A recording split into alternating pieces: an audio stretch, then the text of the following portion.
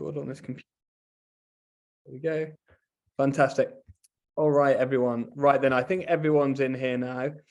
So what we're going to be doing today is a live analysis of a lap, and through that, I'm going to be teaching you about how to use video and data to improve your own driving. So although we'll be focusing on one lap in particular, I'll try to impart lessons so that you can take that same process and use it in your own driving. By the way, if you don't know, my name's Scott, founder of Driver 61. I've been racing in the real world for a long time.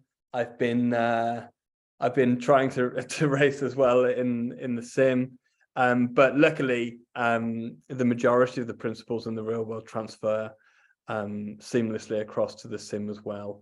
At least like the fundamental foundational stuff. And so yeah, we've obviously been training lots of sim racers as well. Let me just let a couple more people in. There we go. Fantastic. So first of all, I like to start these calls. We've got about an hour on this call. I like to start these calls with any breakthroughs that anyone's had in the last couple of weeks since joining the course.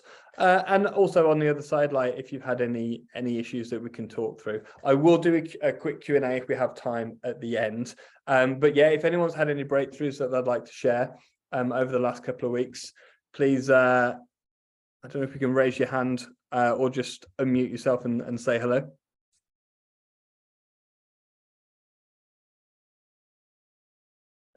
Whoever wants to be brave and go first, that's great. I was waiting for someone else to talk. It's Phil here.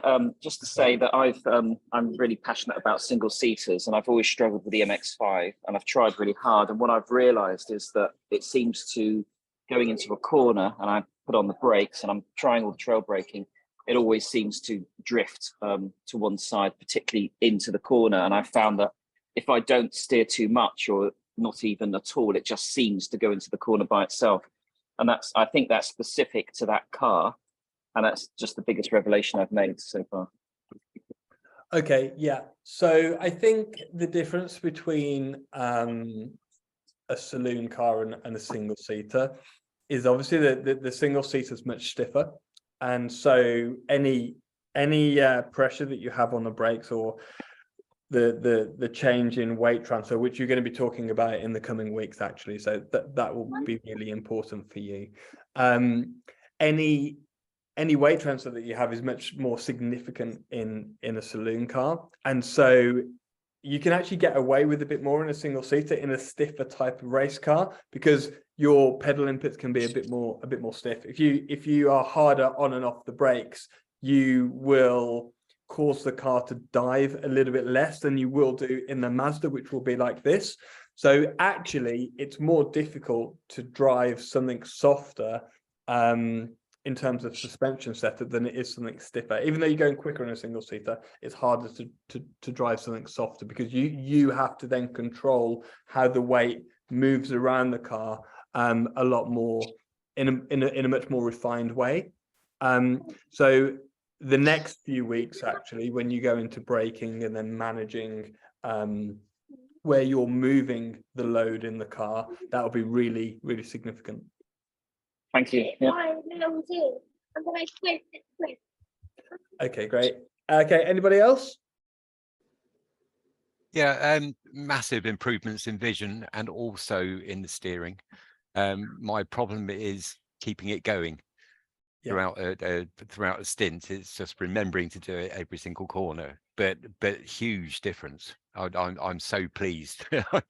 I'm so pleased that I'm here. Yeah, that's great. I mean, we start with vision because that is where you need to begin. If you're not looking in the right place, then everything else kind of follows that.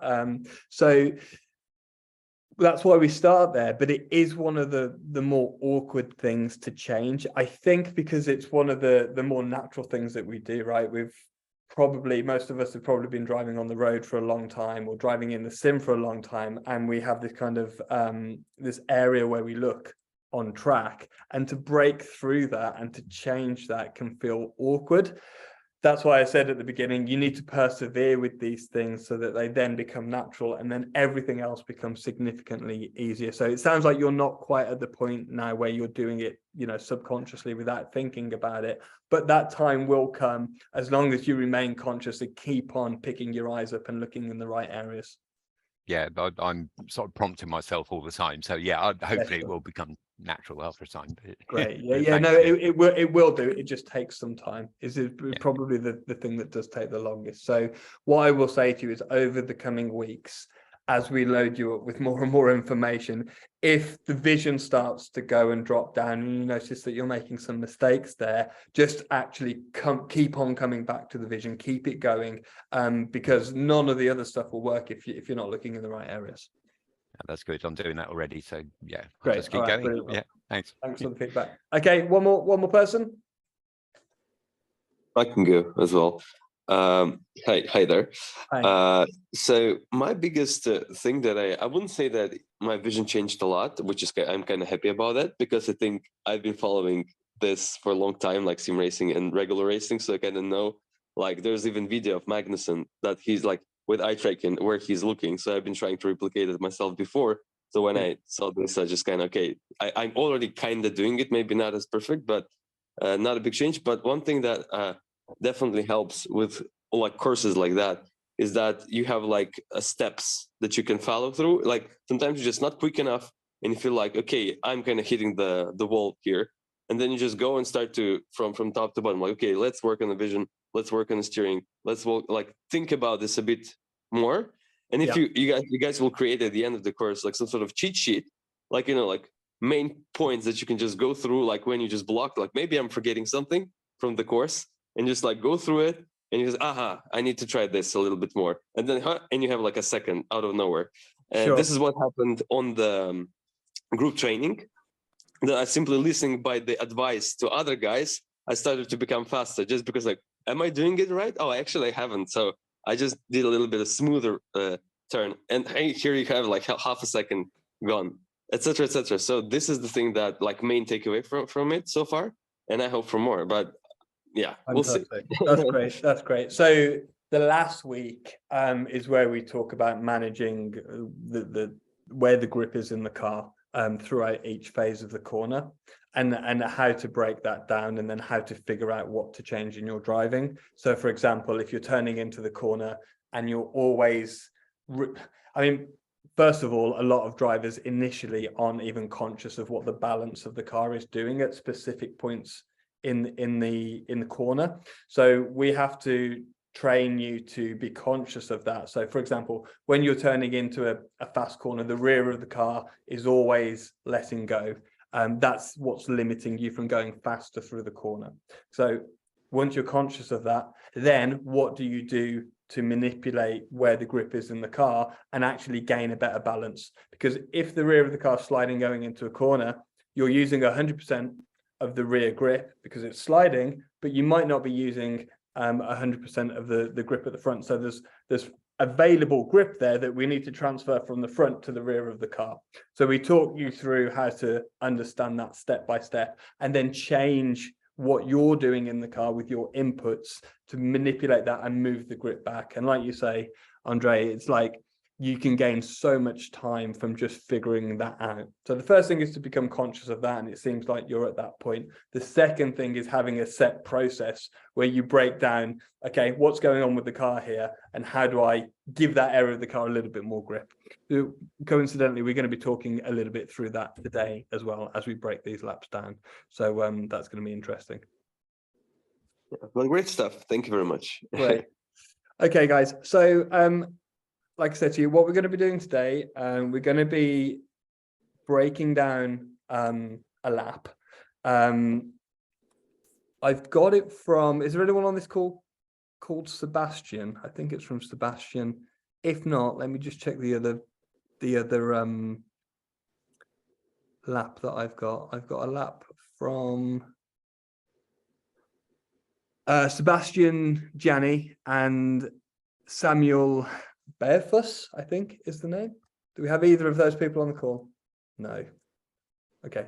All right. Anyway, it's sometimes nice to have a back and forth with the driver, but we'll go through one of the laps, and I can break it down and explain to you how I would find that driver some time. So basically, we've got the course teaching you the fundamentals over these 4 weeks, and that will continue. You need to continue just practicing through those fundamentals. But what I also want to teach you on the couple of weeks where I'm doing the seminars is how to look at your own driving and figure out, how you can be quicker. So basically coaching yourself. The best way to do that is through looking at video and data. But initially, the video is enough, especially as we have the throttle position and the steering. We can see all the inputs going into the car. So it's kind of a mix of an onboard view mixed with data.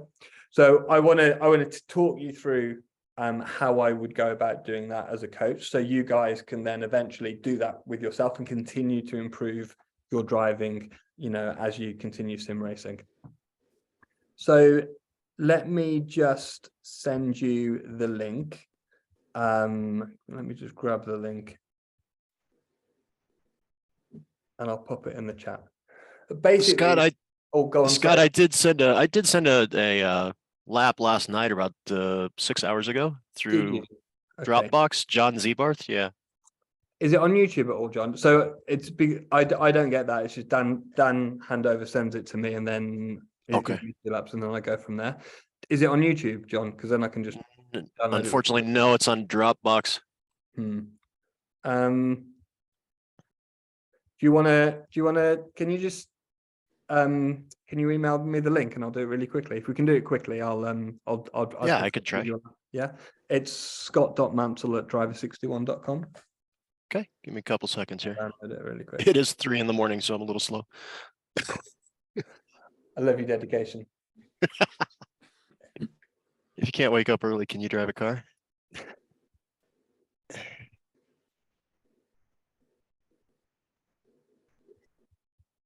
Sorry, talk amongst yourselves.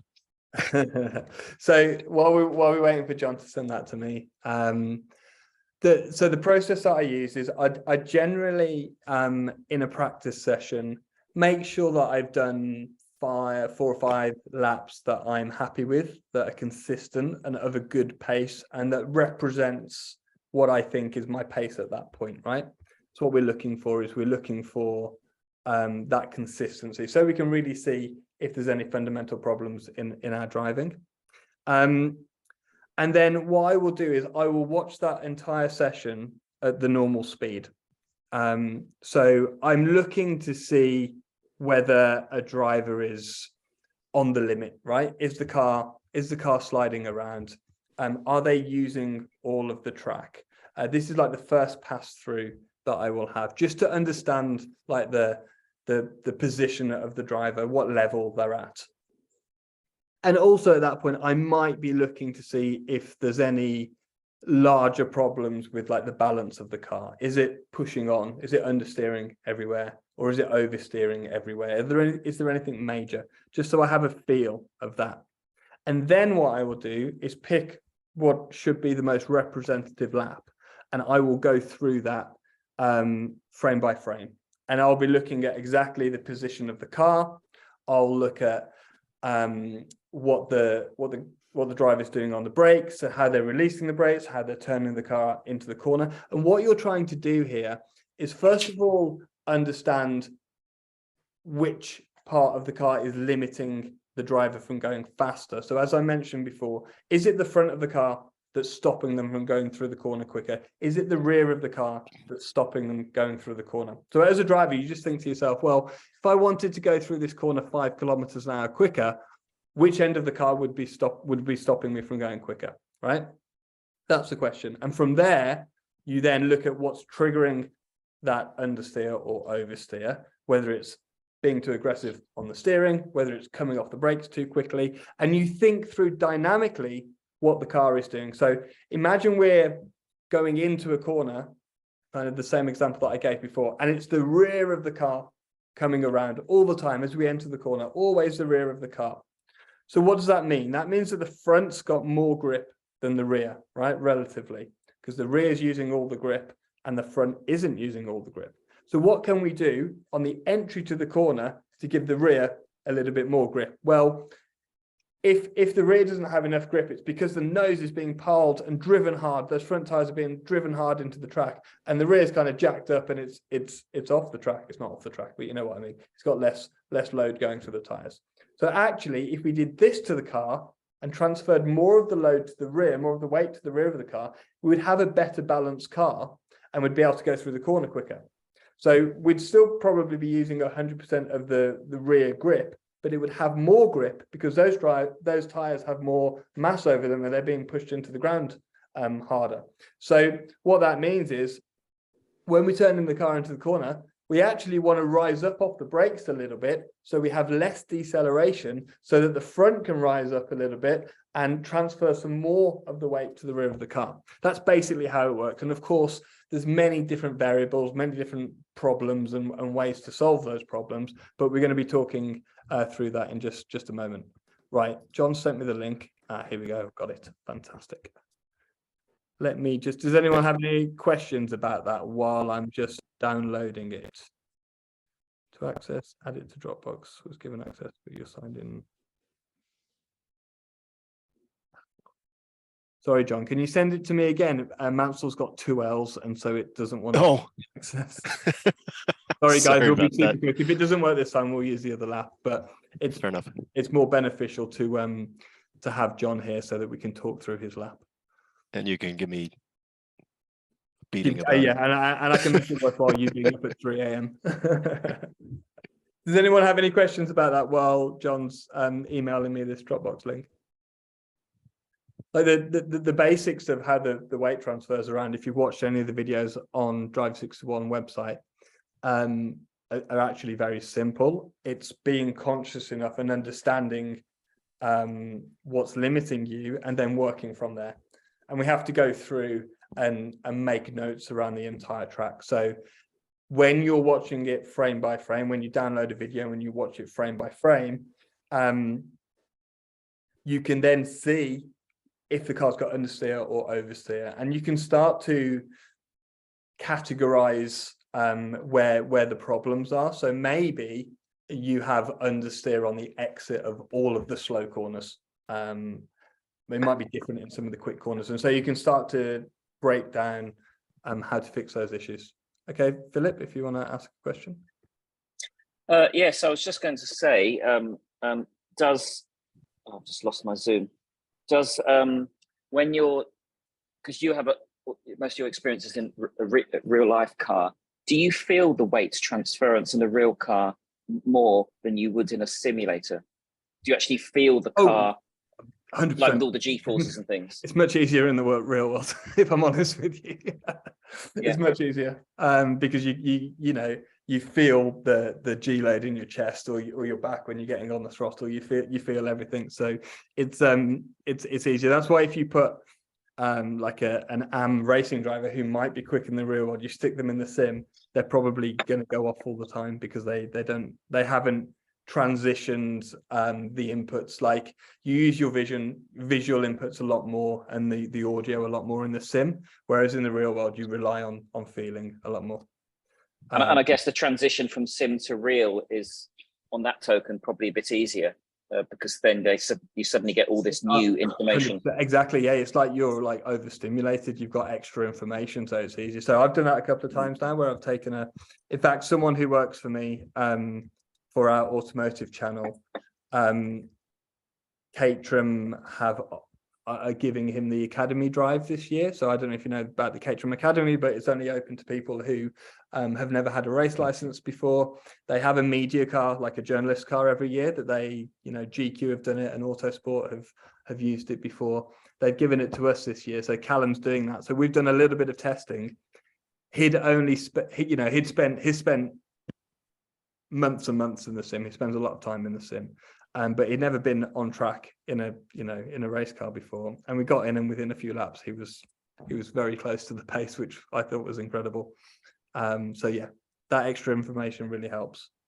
Well, I think most of us can dream about that, but You can dream about that and know that, you know, if you're at a good level in the sim, when you do get in a race car, of course, it's if you jumped in a, I don't know, Ferrari challenge car, it would be a bit much to bite off. But if you jumped in something fairly steady, you would have everything there, and you would be able to use the techniques that you've learned in the sim properly on the racetrack.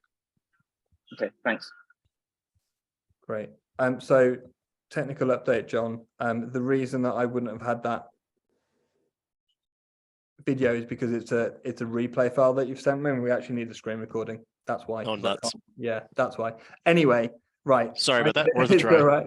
It's all right. I'm going to get this other video. I've got a couple of people with their hands up, so if you want to ask your questions while I'm downloading this. Sorry, normally this is this is all sorted, but we went a bit off track today.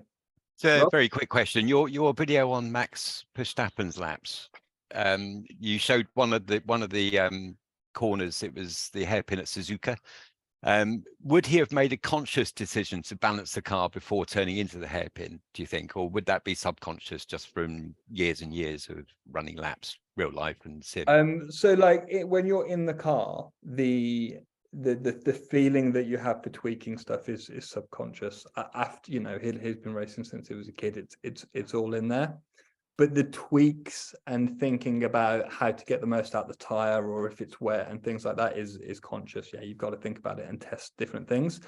He's probably at the point where he's testing. Like if you look at when he drives in the wet, he's constantly trying different things.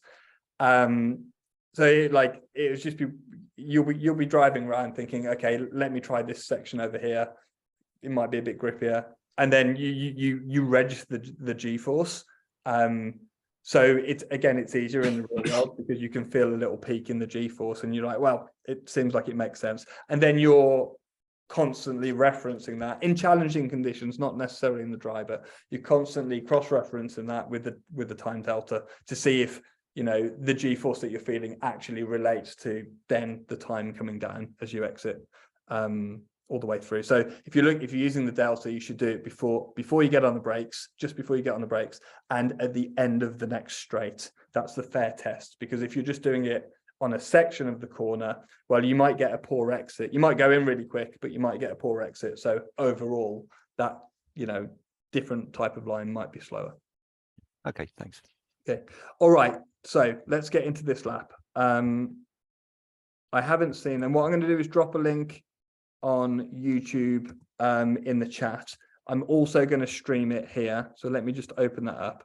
You can watch it when I share my screen. The only thing I will say is that the frame rate on Zoom is rubbish. So it's better if you can watch it on YouTube. If not, just watch it with me. Come on. Okay, so we are in a master here. Share screen.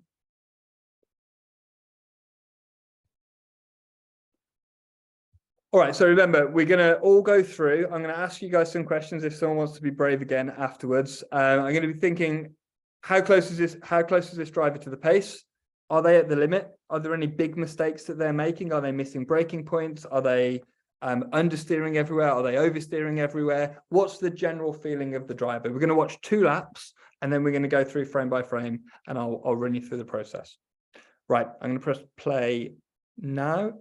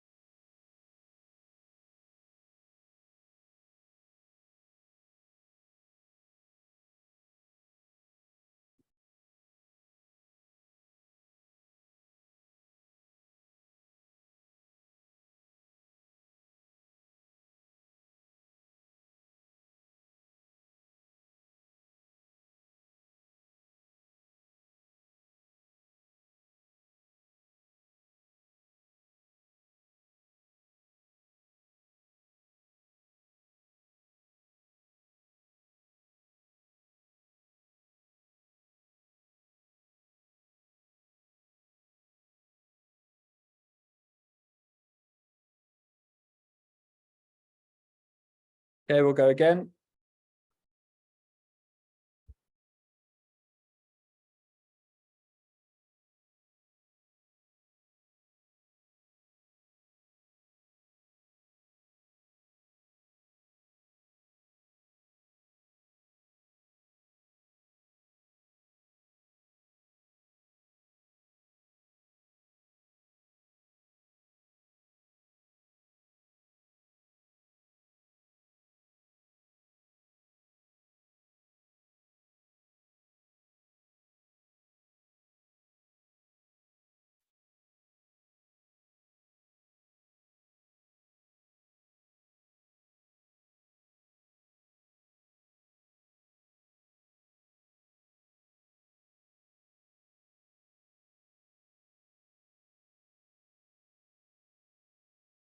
frantically writing notes.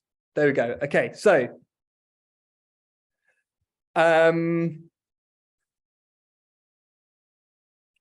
what the driver's doing isn't bad. There are some mistakes, some fairly big mistakes. I don't know if someone wants to point any of them out so we can make this a little bit more interactive.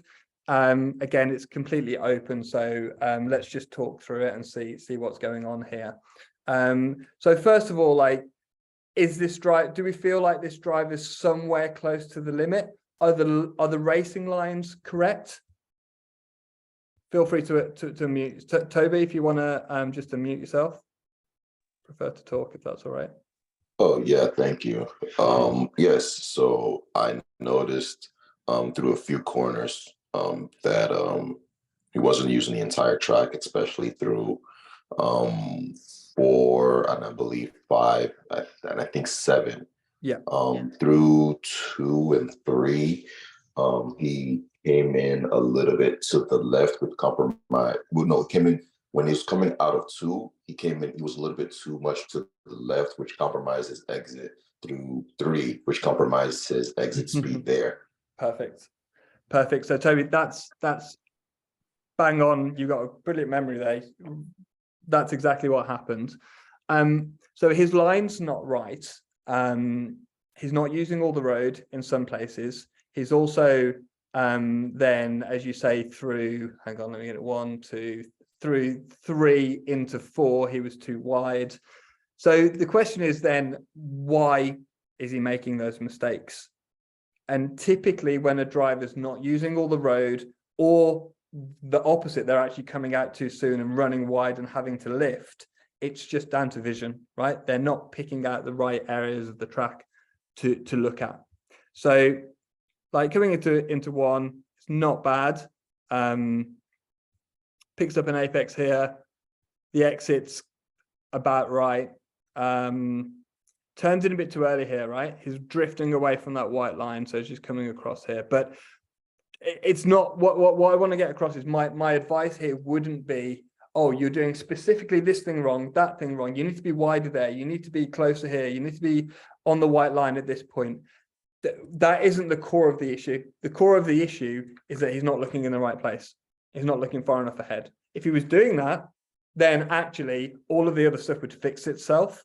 So rather than going into the details, we need to look at the core of the problem. If the racing line isn't right, if you're inconsistent, if you're missing apexes, barreling into a corner too quickly, turning in too early, coming out too early, or not using all of the road on the exit, then it's down to vision.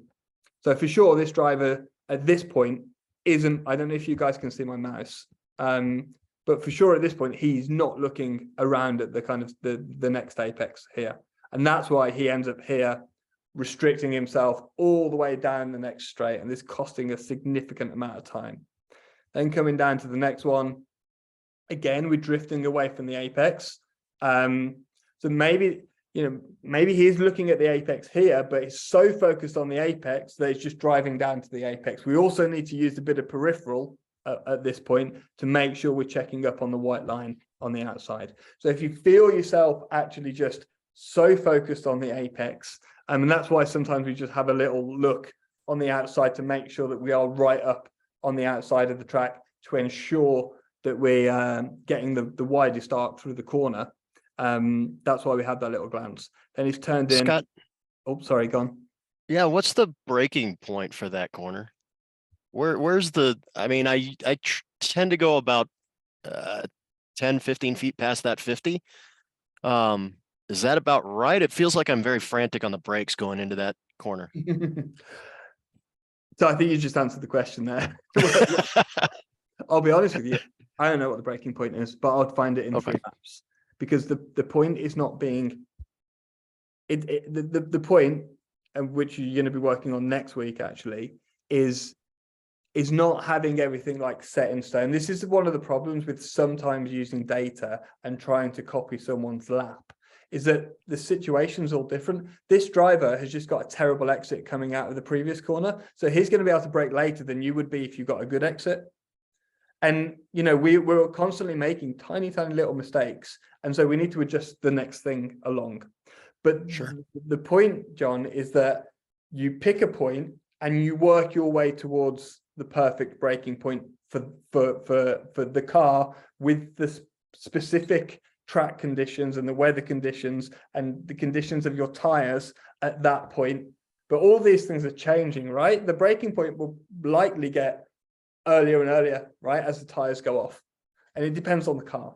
So the point is not a specific braking point. Let's try and remove that thinking. The point is, where am I braking in the right point at the moment, right? What happened last lap? If you're saying that you're frantically getting into this corner every time, you need to brake a bit earlier, right? That's the general rule. So pick a point, test it out. If you're kind of stopping before the corner and thinking, oh, I could have gone in there quicker, consciously move that forwards by a few meters. If you're going in and it feels like you're out of control and it's inconsistent every lap, we bring it up the track by 5 meters. Should So- the focus, sorry about that. No, Should the focus be then on the exit almost kind of to every corner? Should it be you want to optimize the exit speed versus going in? Is it better to throw away the entry to the corner to make up that time on the exit from the corner? There's definitely a sweet spot. I would say it's not. It's the common phrase "slow in, fast out" is not necessarily the case, because you go in slow, you often come out You slow stay 'cause slow. yeah, exactly, because you can't make the speed back up again, especially in something slower like this, right? Again, it depends on the car, but if you're going in and it feels like you're out of control and you're missing apexes and the balance of the car's all wrong and you're still heavy on the brakes while you're turning the car into the corner and it's understeering straight away, then you need to slow down on the way in, definitely. If you're stopping the car and then there's like a space before you kind of get into the apex where you're not naturally slowing down coming into the corner and you feel the time dripping away a little bit, well, then you need to brake it a little bit later, right? I think the first thing is to be fluid through the corner, carry the momentum through the corner, get that in check and repeat it, 5 or 10 times so that you're consistent. And then you could actually try braking a bit later, turning in a bit later, focusing on getting the car straighter on the exit, or you could try and carry more speed into the corner and maybe restrict the exit a little bit more. But that's something that you're going to have to test, right? And so we do talk about that a lot next week as well. Thank you. Okay, Toby. Yeah, I just wanted to add a little bit to that. So just as you were saying just now, like in our previous training with like Vision, about the breaking points, I was noticing that I was when I was doing 80%, I was moving a lot more fluidly, approaching through the apex and out of the corner, versus when I was trying at 100% because I was braking too late and I was kind of barreling into the corner. So Sure. time was kind of flying away. So just wanted to add that. Yeah, I will echo that. I think, thank you for kind of opening up on that. But I think that's probably one of the most common things that we see happening, where a driver is trying to force the speed to come out of the car. It's rare, if we look at the entry problems that drivers have typically, I would say 60-70% of the people try barreling into the corner too quickly, trying to make the speed happen, and maybe 30% are too slow. So it's definitely more heavily swayed to people trying to go in too quickly. But that creates, as we've mentioned a couple of times, that creates other problems where you're triggering the ABS, you're locking a wheel in a single seater, you're missing the apex, the car's all out of control, and then of course you do then get a poor exit. So fluidity is the key word. If the car doesn't feel fluid, like it's moving through the corner in a blended way, right? We're on the brakes, we're easing up off the brakes, we're turning it into the corner, we're getting on the throttle, all super smooth and together. And when I say smooth, I don't necessarily mean smooth with the steering. I mean smooth with how the car is reacting. Because, you also hear another common phrase is smooth is fast. Well, you might see some drivers going to a corner and they turn it in and then they're like balancing the car through. And that doesn't look smooth on the steering wheel, but the way the suspension is working and the way the weight is transferring is smooth, right? So it's the smoothness in the weight transfer, not necessarily the steering wheel. Now, of course, in F1, if you watch F1 and things like that, where they're being very delicate and the cars are, you know, absolutely handling in a really good way, they can be super smooth. But in something like, you know, the MX-5, you might see a little bit of hacking at the steering wheel. As a rule of thumb, though, if you do turn the steering wheel in, you're turning into the corner and you kind of come back up over the steering wheel being straight like this with opposite lock, you're probably costing yourself time. So let's just run through the rest of the lap with this driver. He's on the apex pretty well there. He doesn't use any of the road on the way out. So a little bit of confusion probably over racing line here, which would be, you know, you can use a bit more of the road on the way out. Then notice he's just driving in a straight line directly at the next corner. Whereas if he continued steering to the left, you'd open up this hairpin a little bit more, probably get a better exit. You know, using most of the road on the way out, misses the apex here, which again points to, this is a tricky corner because the apex comes into sight quite late. And if you're not looking and anticipating that with absolute precision, you do miss the apex like this driver does. Like he misses that apex, has to lift, and cost himself some time there. So all of these things to me, again, coming through the final corner here, apex is pretty good, but doesn't use any of the exit and is actually just steering the car out rather than it pushing itself out there naturally. All of these little points, first of all, point to the vision not being right. So for me, I would just make this driver run through the vision exercise. I'd run them through exactly where they should be looking on the track at any specific point. And he needs to get that right first, before we move on to anything else. Now, to make this a little bit more depth, I just want to run into a little bit about what I was speaking before about the inputs affecting the balance of the car. So let's just go back around to the start of the lap. This would be the second thing that I would do. I'm looking at the you know, 1x speed lap a couple of times. From that, I can derive that this driver's just not looking in the right places because the lines aren't right. We're not hooking up on all the apexes and so on. So I'd set them off and actually work them through the vision, and we'd need to get that right before we move on, which could be, you know, a couple of sessions or it could be a couple of weeks, right? Depending on how this driver accepted changing how they look through the track. Once we've got that right, then we will look at what's limiting this car from going faster in terms of the balance. Is it the front of the car? Is it the rear of the car? Because once we've got the vision right, then the laps should be consistent. The driver should be driving towards a limit, not necessarily the absolute limit, but a limit. So either the front sliding or the rear sliding, but we might not be using all of the tires at 100%. By which point we'll get to where we are now, and I'd be looking at the pedals and the steering. So let's focus more attention down on the pedals down here. So we're coming down into turn one. We're flat out. We lift off. We're on the brakes. I think the screen recording that is done here isn't perfect because it jumps a little bit, but we're braking up to 100%, which is a little bit too much in this Mazda. It can trigger the ABS. We're dropping, so watch the brake trace. We're dropping off the brakes now. I think it's going to jump forwards. Yeah, it jumps forwards. We're trail braking into the corner, which is good because when we're trail braking, we're decelerating slightly, which means we're keeping some of the grip in the nose of the car because those front tires have more weight over them. They're being pushed into the track harder, which means when we turn, they grip better.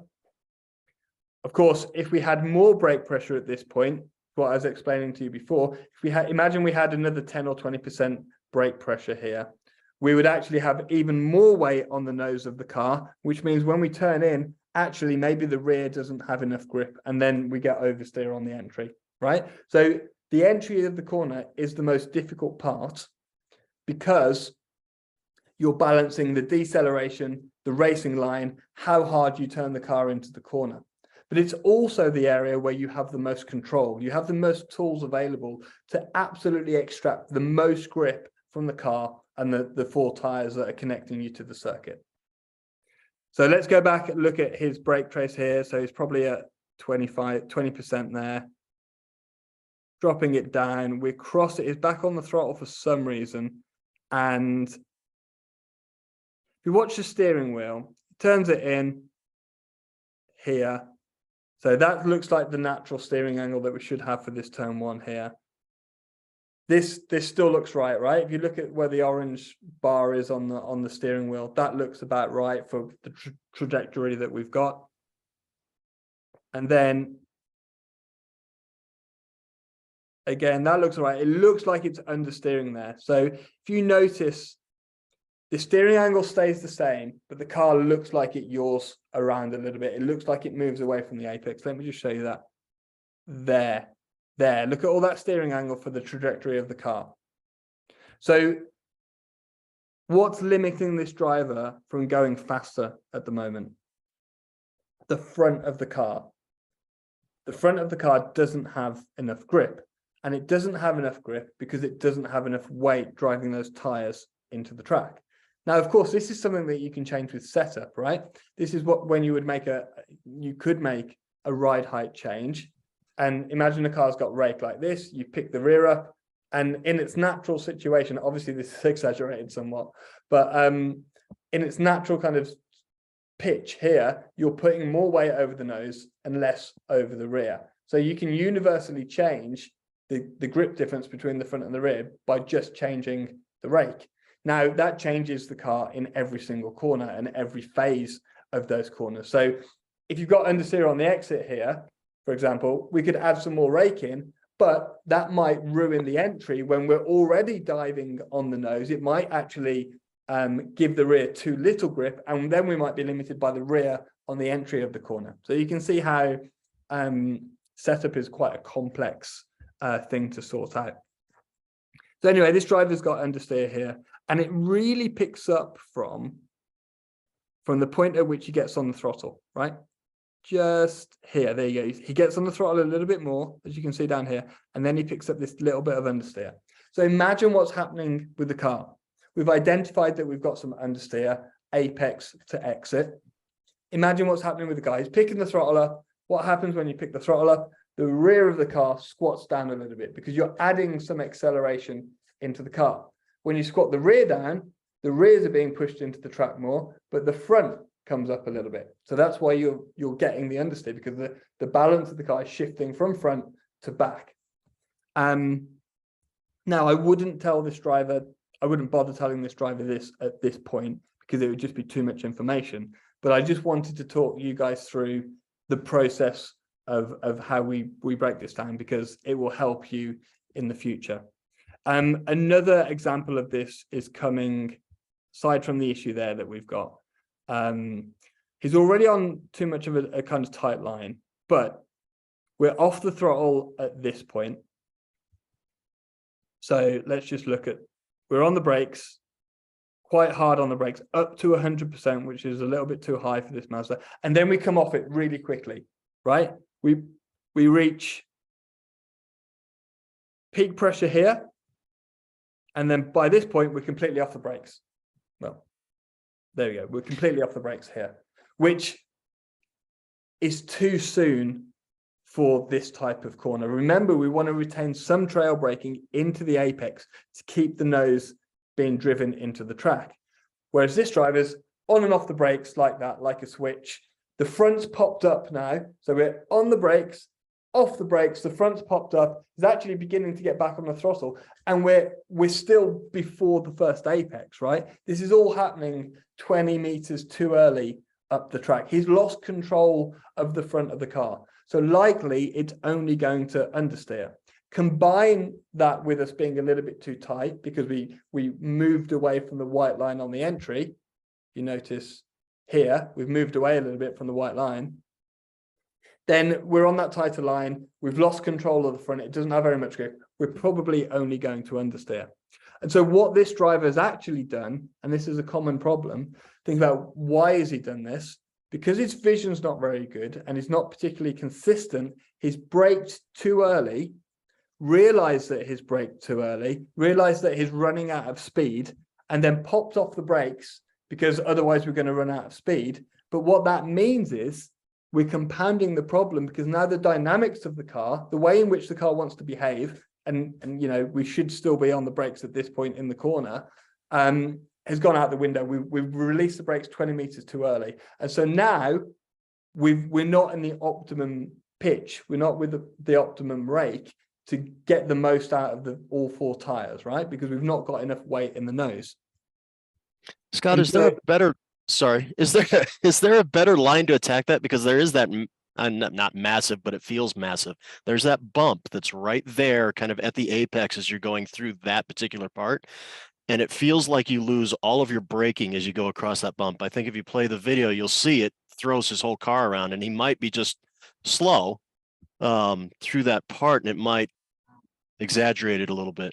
But right there is that bump, and that bump feels really nasty under braking. If you're should you be taking that bump in a straight line towards that bit of curbing that's on the other side of that little access road? Well, I think that's at the apex. To take a step back, I don't think this driver's thinking about changing the technique for the bump, if I'm honest with you, and it's all happened too early anyway. Okay.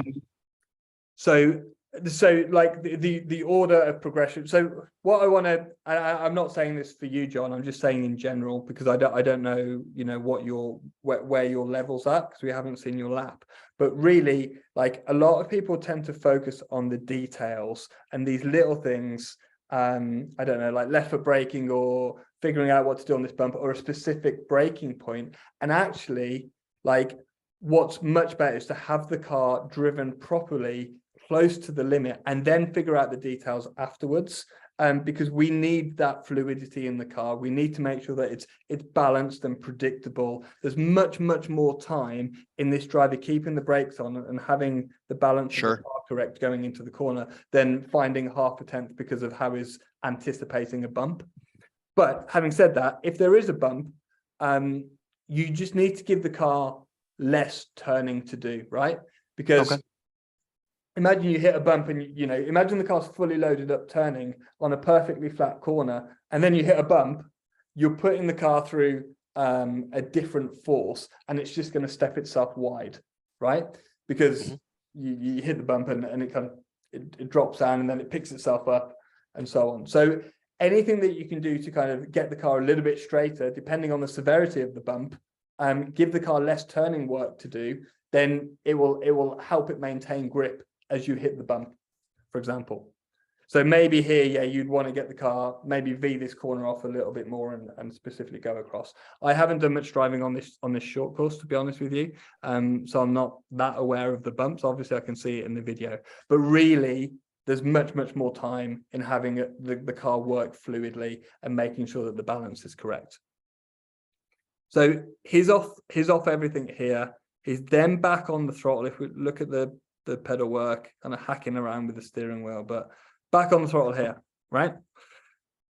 Which seems all right, but look at the steering angle. That's the right steering angle for coming in, right? The car's neutrally balanced here. It isn't understeering at this point.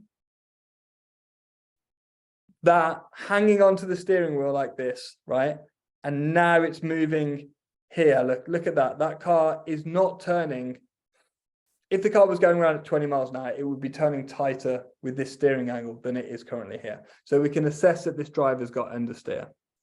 And he's running out wide. He's actually getting off the throttle because finally now he's realizing that we're understeering wide, right? You can see the throttle coming out here, and we just paused on the throttle. So again, when a driver does that, when they're coming out of the corner too early and doesn't realize that they are until the last minute, that's because they're not looking far enough ahead. They're not realizing that mistake early enough. This drive is compounded with being on the throttle having a bit more weight at the rear of the car, not enough at the front, and the car understeering out wide. So that's why the vision is so important, because you get your line right, but you also are then able to decide when you get off the brakes and when you pick up the throttle, so that you know that you're going to come out of the corner and be accelerating through that section.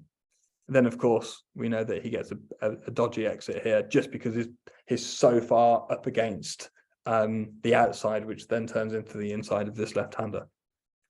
So hopefully there, guys, you got a little bit of an insight into how we break down. Once you're consistent, once you have a nice fluid car moving through the circuit, then how do you break down how to actually generate more grip in the car? And it's just understanding which end of the car is limiting you, what you might be doing to trigger that, or what you're not doing to help yourself, and then figuring out what you do with the inputs. And generally, it's just moving the grip around the car.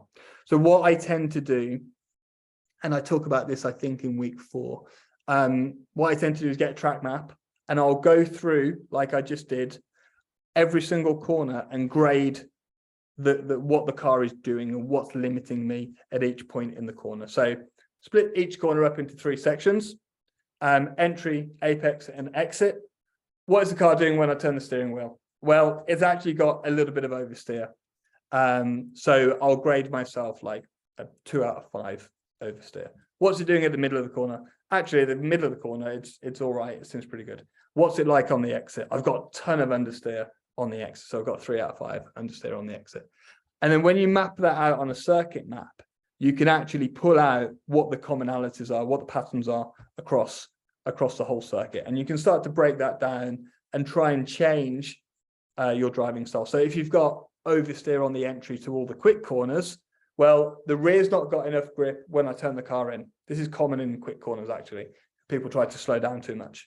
So what can I do? Well, I could actually bleed off the brakes a little bit earlier and a little bit lighter, so that the nose comes up a little bit before I turn in, and then we're transferring some more grip to the rear of the car, and we've got a better balanced car.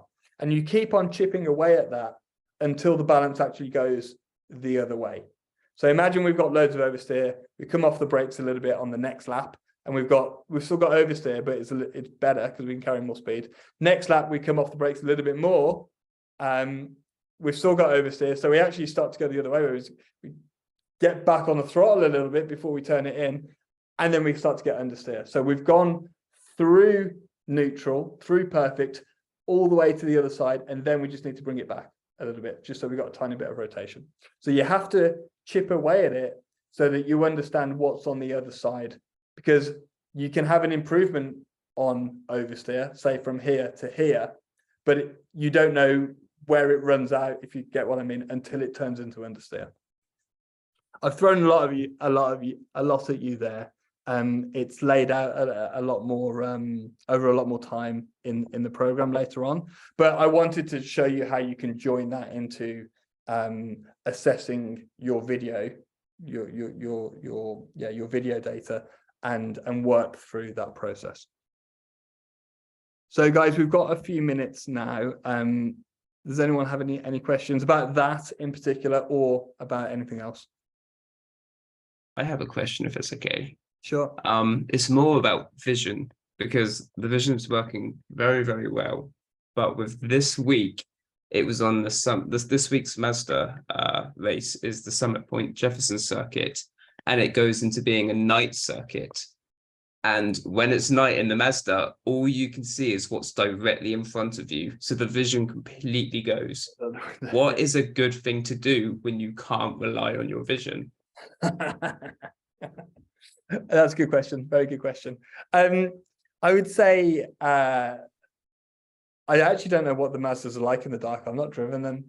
Can you see anything off to the side? Like the typical thing is, and like when it's like raining a lot in the real world, you just have to use your peripheral a lot more. So like any markings on the side of the track, so you understand, you will drive a little bit more like point to point, I suppose, because you just simply can't see far enough ahead. So if there's any like markers on the side of the track, closest to the track, the closer to the track, the better.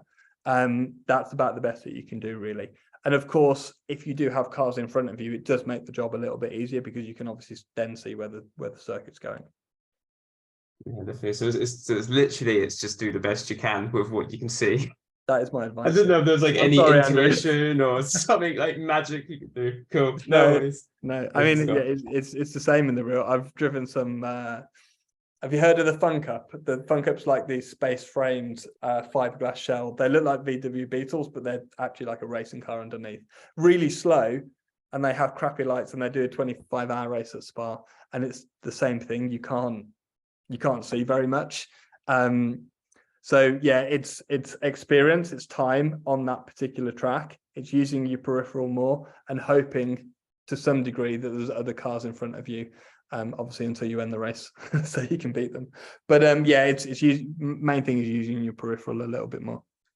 Cool. Perfect. Thank you very much. Great.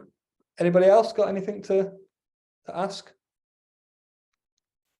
I've actually been wondering that about braking, but going into a turn and how much to brake. And especially in iRacing, I'm very unsure about what squealing tires tell you about if you're braking too hard, if you're not braking hard enough. Like, which information do I get from that? When I hear the tires, am I braking too hard already, or is it not related to the weight transfer? I think it depends on the car. This kind of detail is probably better asked to one of the coaches that you'll be working with today or tomorrow, because they're the guys who are in iRacing all the time. I prefer just to talk about the fundamental stuff. But yes, I would say if the tires are squealing, you are at or beyond the limit. So just test backing out of the brakes a little bit more. 5% on a number of laps, and just see how that gets you into the corner. It's a constant, like in practice, it's constantly just testing and practicing stuff. So my advice there would be is to go and do a session where you're just consciously thinking about how well the car decelerates. Don't worry about lap time. Don't worry about anything else. Just pick a couple of corners where you're braking a reasonable amount and test it. That's all I would say. All right. I think I got confused a bit. I tried something like that, and I found that when I was actually braking very hard and I hurt the tires a lot, I was going faster. And that's got me confused a bit. But were you going faster through the entire corner, or just in the yes, acceleration? Actually, the entire corner. Okay. And No. which car? The Mazda MX-5. Oh, really? Okay. So with the experience that I have in the Mazda, I find that if I'm braking too heavily as I turn in, it actually begins to understeer. And so that limits me. So I back down below that, probably like that 80%, and coming off as I'm turning in. I feel like it triggers like the ABS if I'm on it too much when I turn in. Maybe that's a question for your live session, Ben. Yep. Okay. Yeah, I'll ask that. Thank you. No problem. Okay, guys. If there's nothing else, I'm gonna finish the session there. I will have this uploaded so you can watch it again if you want to. But yeah, thank you very much for joining me this morning. I hope you all enjoy your live sessions over this weekend, and I will see you in a couple of weeks. Perfect. Have a good day. Thank you. Brilliant. Excellent. Yeah, Thank you thanks, very Right, much. guys, just next time when Dan emails you all, if you can do a screen recording of the lap itself so that we can then we can download it and actually watch it. That'd be great, and then maybe we can do a couple next time. All right. Scott, is there a particular camera Thank view you. you prefer to have for those recordings? Would you like the chase cam or the far chase or anything No, like that? just the driver's view. I like the onboard. I like to see. Perfect. I don't know. It must be a relic from real world racing that you have there. I like being able to see the steering wheel. I know you have that data on there anyway, but I like that view. That's perfect. Thank you, sir. All right. Cheers, guys. Bye. Yes. Bye-bye. Thank you. Bye-bye. Bye. Thank Cheers. you. Thank you. Bye-bye.